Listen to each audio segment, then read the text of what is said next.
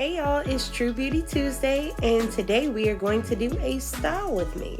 So today we are going to be talking about blowouts and braid downs. This client came in and she was getting ready to go to the Beyonce Renaissance tour, okay? And this particular client usually styles her own wigs, so she just came in for a braid down so she would have a good solid foundation for the wig she's about to put on. So my first tip for any styling that you plan on doing is to start with a clean foundation.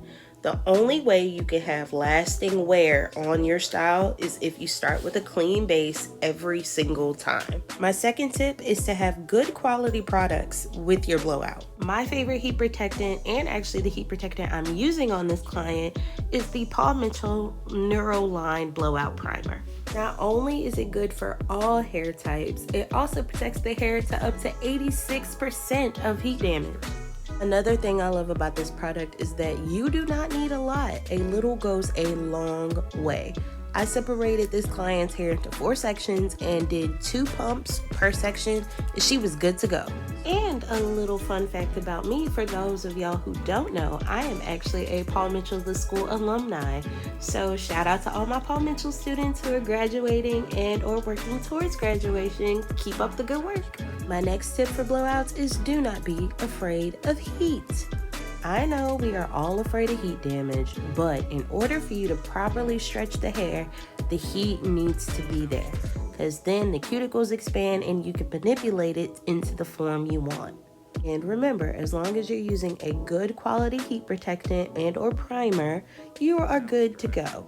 My final blowout tip is to start with your ends and work your way up to your roots. Doing so, you're avoiding any unnecessary breakage or tangles that you could possibly form when pulling the comb or brush through the client's hair. Now, on to the braids. First tip, even before braiding, is to discuss with your client what direction they would prefer their braids to go in. My client had a middle part wig, so she wanted hers in the middle and going horizontally towards the back instead of vertically. Her reasoning for wanting horizontal as opposed to vertical braids was she works out and she prefers to have her braids out instead of wearing the wig, and also it'll allow her wig to lay flatter on her scalp.